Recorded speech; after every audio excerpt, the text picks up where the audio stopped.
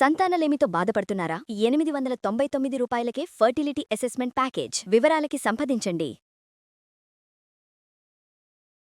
నమస్తే, welcome to Suman TV. నేను మీ anchor సిరి.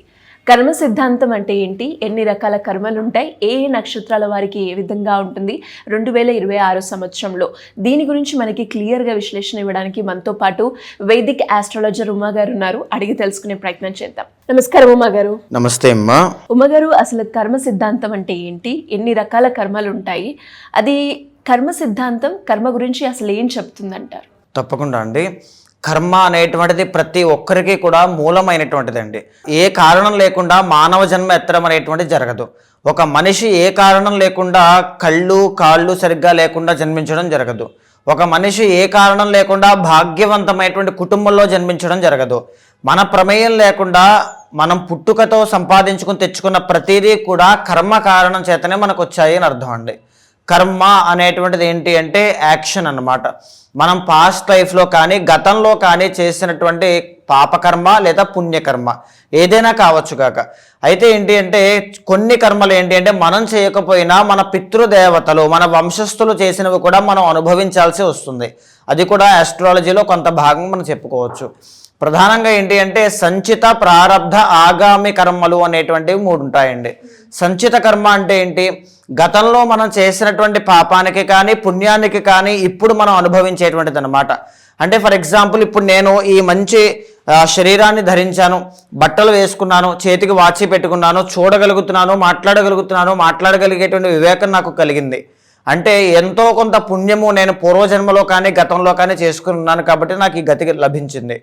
అదే ఏదో పాపం చేసుకున్నట్లయితే నాకు ఏదో ఒకటి ఇబ్బంది అనేటువంటిది వచ్చేది. ఏ కష్టానికైనా అదే ఉంటుంది, ఏ పుణ్యానికైనా అదే ఉంటుందండి. సో ఈ విధంగా సంచిత కర్మ అనేటువంటిది ఉంటుంది. ఫర్ ఎగ్జాంపుల్, కాలసర్ప దోషము అనేటువంటిది మనం తీసుకుంటే అండి, ఒకటే చెప్తానండి, నేను జాతకాల దగ్గరికి వచ్చిన వాళ్ళకి కూడా, మీరు కానీ మీ వంశంలో ఉండేటువంటి వాళ్ళు కానీ ఎవరో పవిత్ర జీవరాశి అయినటువంటి పాముని చంపడం వలన, పాము మాత్రమే కాదు, పాము కానీ శునకము అంటే కుక్క కానీ గోవు కానీ, బ్రాహ్మణ కన్యా ఋషి శాపములు కానీ, ఈ 6 ఏదైనా ఉంటే కనుక అది కాలసర్పదోషంగా కనబడుతుంది. అది మీరే చేయాల్సిన పని లేదు, మీ వంశంలో ఉండేటువంటి వాళ్ళు చేసినా అది మీకు వస్తుంది అని అర్థం అండి.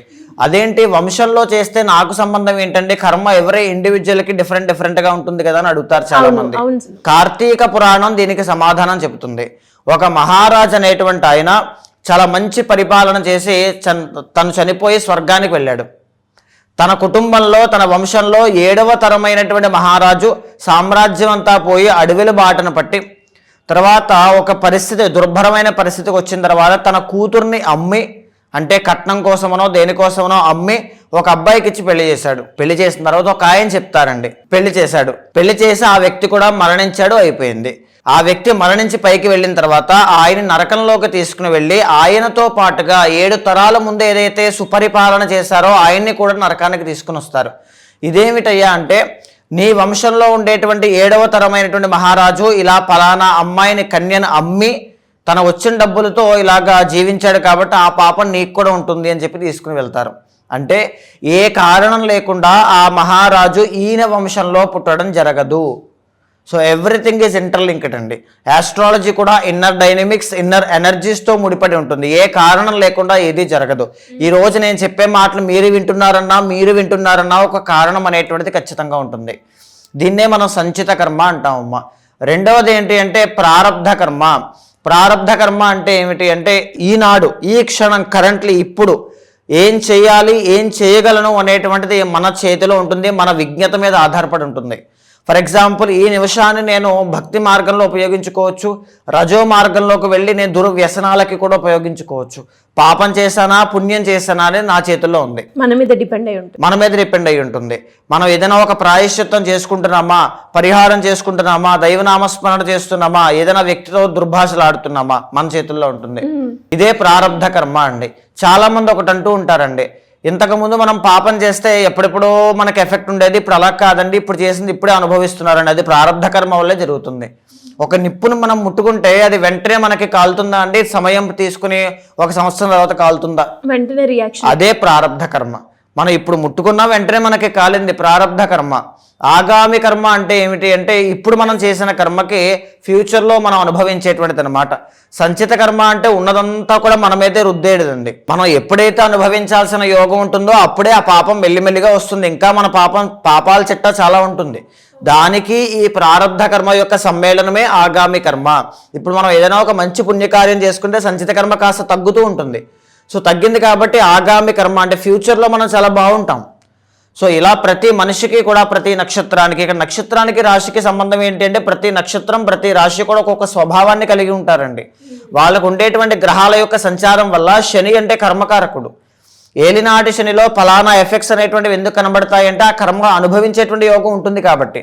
సో ఫలానా నక్షత్రం బట్టి వాళ్ళకి ఏ కర్మ వల్ల ఏ ఇబ్బందులు అనేటువంటివి రాబోతున్నాయి, ఎలాంటి జాగ్రత్తలు తీసుకోవాలో కూడా మనం ముందుగానే చెప్పవచ్చు.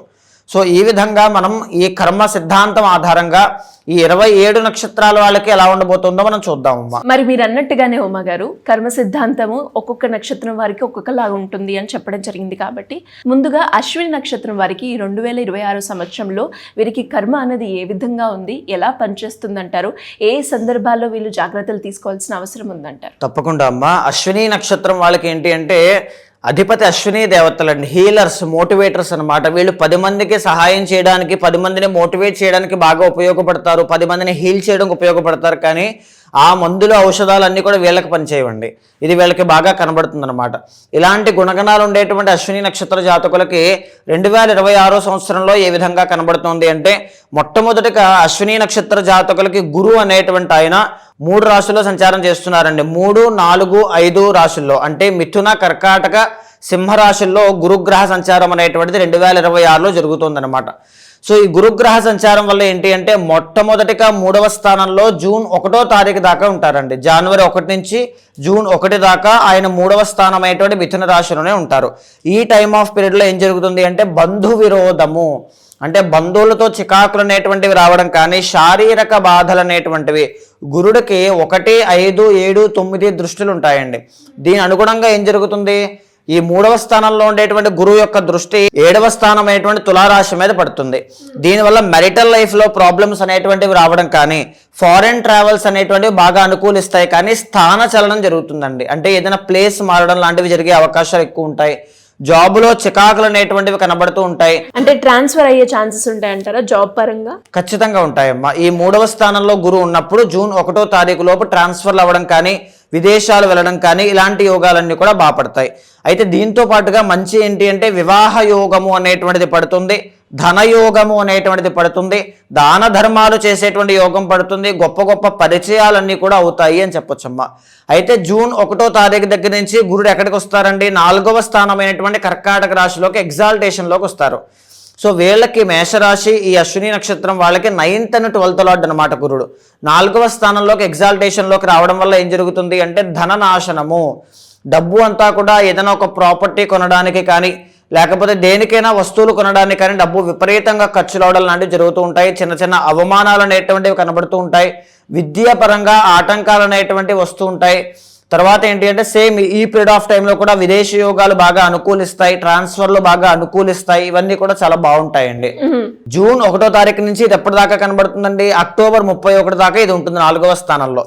అక్టోబర్ 31వ తారీఖు దగ్గర నుంచి మళ్ళా డిసెంబర్ ఎండ్ వరకు కూడా గురువు అనేటువంటి ఆయన 5వ స్థానమైనటువంటి సింహరాశిలోకి వెళ్తారు. ఇక్కడ వీళ్ళకి రాజయోగం పడుతుందండి. అంటే అక్టోబర్ 31 తర్వాత నుంచి అంటే నవంబర్ 1 దగ్గర నుంచి ఈ మాసాల్లో ఏంటి అంటే 5th హౌస్లో గురుడు యోగిస్తారు కాబట్టి విపరీతంగా డబ్బు చూసేటువంటి అవకాశాలు ఎక్కువ ఉంటాయమ్మా.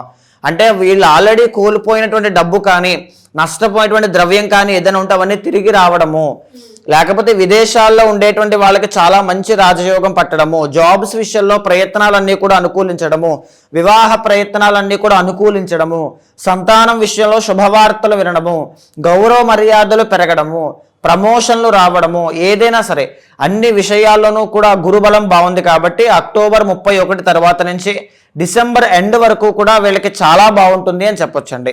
అయితే గురువు అనేటువంటి ఆయన ఎప్పుడు యోగిస్తున్నారండి, 2026 అక్టోబర్ 31 తర్వాత నుంచి ఎండ్ వరకు కూడా చాలా బాగా యోగిస్తున్నారు. అయితే మనం శని అనేటువంటి ప్లానెట్ ని ఇప్పుడు తీసుకుందామండి. ప్రధానమైన గ్రహాలు ఏంటి అంటే గురు, శని, రాహు, కేతువులు అనమాట. అందులో 2వ గ్రహం శని కాబట్టి శనిని మనం తీసుకుంటే 12వ స్థానంలో శని అనేటువంటి ఆయన సంచారం చేస్తున్నారండి.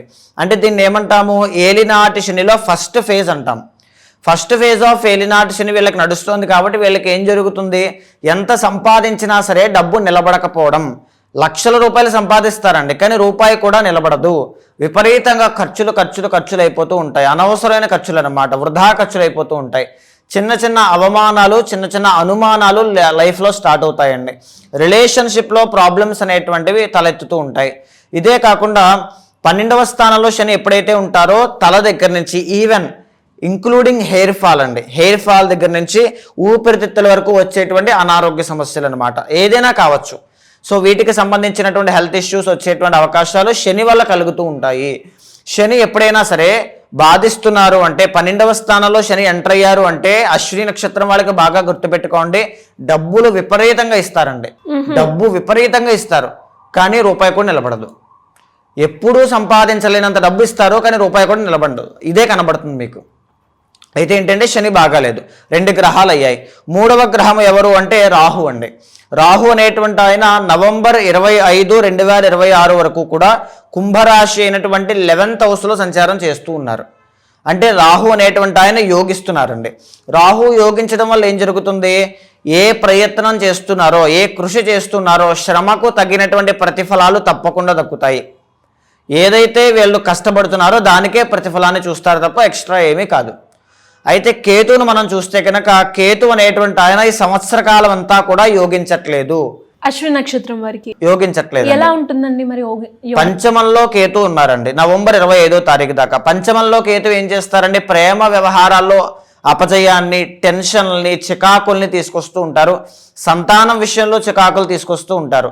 నవంబర్ 25, 2026 తర్వాత 4వ స్థానంలోకి కేతు కర్కాటకంలోకి వెళ్ళిన తర్వాత ఈ చికాకులు ప్రేమ విషయం నుంచి షిఫ్ట్ అయ్యి కుటుంబ పరంగా వస్తాయన్నమాట. కుటుంబ పరంగా, కెరీర్ పరంగా 2 విషయాల మీద ఈ చికాకులు అనేటువంటి విపరీతంగా తీవ్రంగా ఇబ్బంది పెడుతూ ఉంటాయి. సో ఓవరాల్గా చెప్పాలి అంటే అశ్విని నక్షత్రం వాళ్ళకి మీకు అర్థమైన దాన్ని బట్టి ఎలా ఉంది అమ్మా, గురు అనేటువంటి ఆయన ఇయర్ ఎండ్లో బాగా అనుకూలిస్తూ ఉన్నారు. శని అనేటువంటి ఆయన డబ్బులు బాగా ఇస్తున్నారు, కానీ నిలబడకుండా విపరీతంగా తీసుకెళ్తున్నారు. రాహు శ్రమకు తగిన ప్రతిఫలాన్ని ఇస్తూ ఉన్నారు. కేతు అనేటువంటి ఆయన బాగాలేదు. మరి మీరు చెప్పారు ఈ టైంలో వీళ్ళకి ప్రాబ్లమ్స్ వస్తాయి అని, అండ్ అలాగే అదృష్టం కలిగే యోగాలు కూడా ఉంటాయి కాబట్టి అవి ఏ నెలలో వచ్చే అవకాశం ఉందంటారు అశ్విని నక్షత్రం వారికి? తప్పకుండా అండి. మేజర్గా ఏంటి అంటే ఏదో ఒక విధంగా రాజయోగము కానీ, పనుల్లో ఫాస్ట్గా పనులన్నీ పూర్తవడం కానీ ఇవన్నీ కూడా రవిగ్రహం వల్ల పడతాయండి. అశ్విని నక్షత్రం వాళ్ళకి మనం తీసుకుంటే కనుక స్టార్టింగ్ 2026 జనవరి 17 దగ్గర నుంచి మార్చి 17వ తారీఖు దాకా రవిగ్రహము దశమ ఏకాదశ స్థానాల్లో ఉండడం వల్ల అద్భుతమైనటువంటి రాజయోగం కనబడుతుందండి. కెరీర్ గ్రోత్ అనేటువంటిది తప్పకుండా అవుతుంది. లాభాలు, విజయాలు చూసేటువంటి అవకాశం ఉంటుంది. ఈవెన్ గురుబలం లేనప్పటికీ కూడా చాలా బాగుంటుందండి. అయితే మళ్ళా తిరిగి జూన్ 17వ తారీఖు దగ్గర నుంచి జూలై 17 దాకా ఇదే రాజయోగం వెళ్ళకుంటుంది.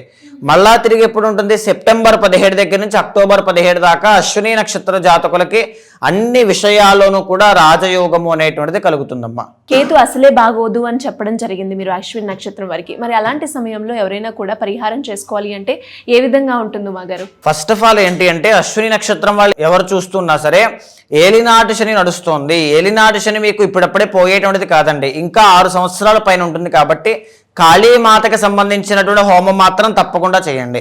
దానివల్ల ఏలినాటి శని పోతే వచ్చిన డబ్బు నిలబడతాయి. రెండోది, గురుబలం పెరగడానికి మీరు బాగా కష్టపడాలి. దానికోసం ఏం చేయాలి, ఎవ్రీడే శివుడికి అభిషేకం చేయాలి ఇంట్లో స్ఫటిక శివలింగాన్ని పెట్టుకొని. కేతు సంవత్సరకాలం అంతా కూడా బాగాలేదు కాబట్టి ప్రతి బుధవారము గణపతికి ఏదైనా ఒక గరిక కానీ, అరటిపండు కానీ, బెల్లం కానీ నైవేద్యంగా పెట్టండి. పర్సనల్ చార్ట్ చూసుకుని మాత్రమే ముఖ్యమైన నిర్ణయాలు తీసుకోండి, చాలా బాగుంటుంది. ఇంకా ఎవరికైనా కూడా ఏ నక్షత్రం వాళ్ళైనా కూడా వాళ్ళు ఏదైతే సమస్యను ఎదుర్కొంటున్నారో దానికి తగ్గట్టుగానే పరిష్కారం చేసుకోవాలి అంటే ఏ రకంగా మిమ్మల్ని అప్రోచ్ అయ్యే ఛాన్స్ ఉందంటారు? తప్పకుండా అమ్మా. అలాంటి వాళ్ళు ఎవరైనా ఉంటే మీకు కింద కనిపించే నెంబర్కి కాల్ చేస్తే మా వాళ్ళు మీకు పూర్తి వివరాలు అందిస్తారు. మీ యొక్క జాతకాన్ని చూసిన తర్వాత నక్షత్రము, రాశి, ఎవ్రీథింగ్, లగ్నంతో సహా గోచారం, పర్సనల్ చార్ట్ రెండింటినీ సమన్వయం చేస్తూ చాలా మందికి ఏంటి అంటే ఏదైనా ఒక గైడెన్స్ ఉంటే బాగుంటుంది. విద్య పరంగా కానీ, ఈ చదువుకునేటువంటి అంశాల్లో కావచ్చు, సంతానం విషయంలో కావచ్చు, లవ్ ప్రాబ్లం విషయంలో కావచ్చు, ఈ జాబ్ ఎప్పుడు మారాలి, ఇన్వెస్ట్మెంట్ ఏ అంశంలో మనం చేసుకోవచ్చు, ఎప్పుడు చేసుకోవచ్చు, ఇలాంటివన్నీ కూడా ఎవ్రీథింగ్ ఇన్ డీటెయిల్గా చెప్పడానికి మీకోసం నేనున్నాను. తప్పకుండా అపాయింట్మెంట్ తీసుకోండి. మీతో మాట్లాడిన తర్వాత ఏదైనా దోషాలు ఉంటే శాంతి పరిహారములు ఆచరింపజేసి భగవత్ అనుగ్రహం కలిగేలా చేస్తాను. థ్యాంక్ యూ అమ్మగారు, థ్యాంక్ యూ సో మచ్. నమస్తే అమ్మా.